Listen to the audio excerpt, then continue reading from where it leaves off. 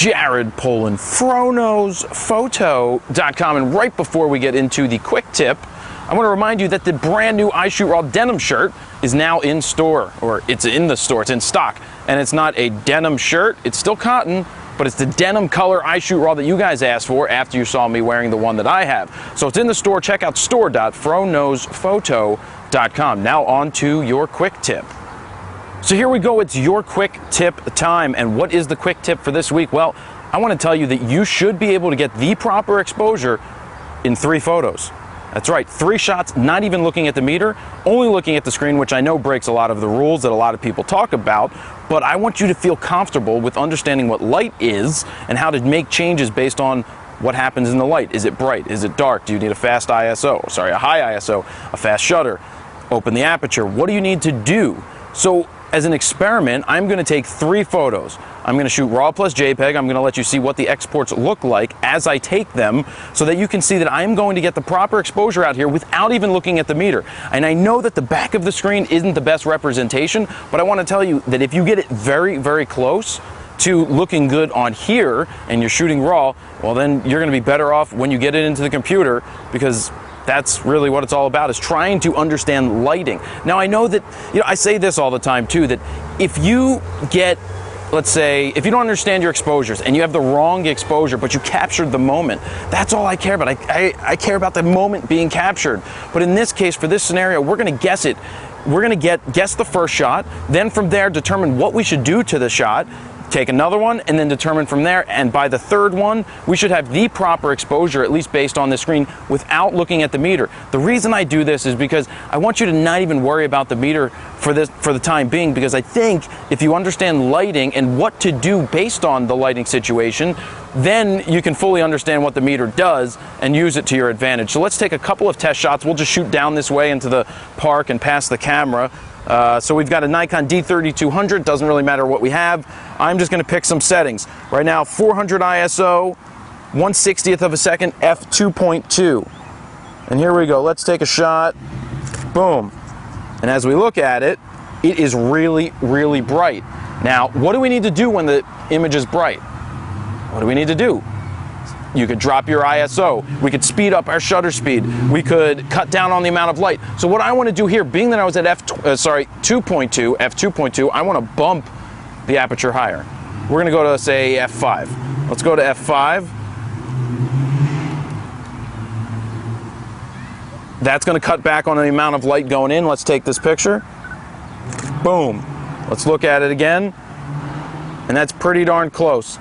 So within 2 shots, we've already gotten the exposure basically right on. So I'm just going to look at it a little more, see what I need to do with it. There's not much I need to do with it because it pretty much looks like I want it to look like in 2 shots. So what this is all telling us is that you should take a test picture, guess the settings, I don't care whatever they are, and then based on what those settings are, figure out what you need to do next. It's really a game of cause and effect. Just guess it, then determine what you need to do, take a picture.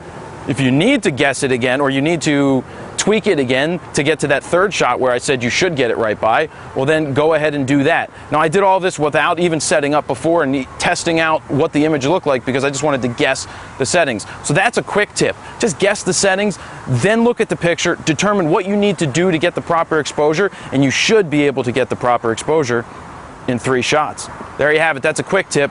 Jared Polin, FroKnowsPhoto.com. See ya. So here's some bonus content for you. Now I know some of you out there are saying, did I just say don't use the meter ever? No, that's not what I'm saying. What I'm trying to get through is that you should be able to understand lighting, and that within 3 photos, without ever looking at a meter, you should be able to get your exposure damn close. Now I like to get my exposure pretty close, but what I was trying to explain earlier in the video is that what I find to be the most important thing in an image is making sure that you captured a moment. Sure, sharpness is very important. Focus is the same thing. That's important as well. Exposure is definitely important.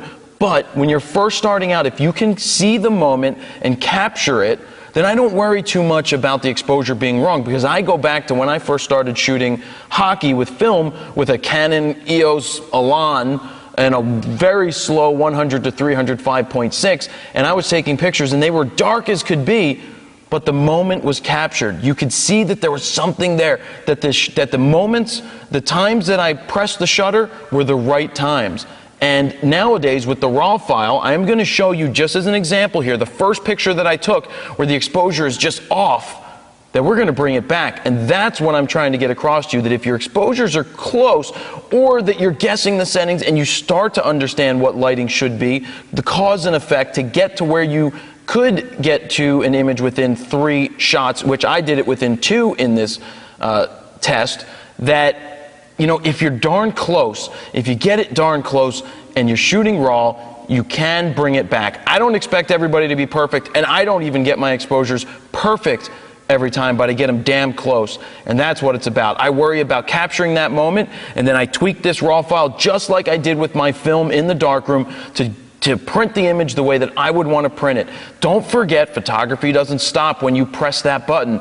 Not most, but part of your style is formulated in the way that you deliver your product, the way that you develop your image. That's why I don't give somebody else my images to edit. That's why I try not to overshoot and have to edit 8 million pictures, because I'm the one who edits them. It's my style behind the image, and I don't want somebody else trying to process my shots, because you may process your shots differently than I process my shots.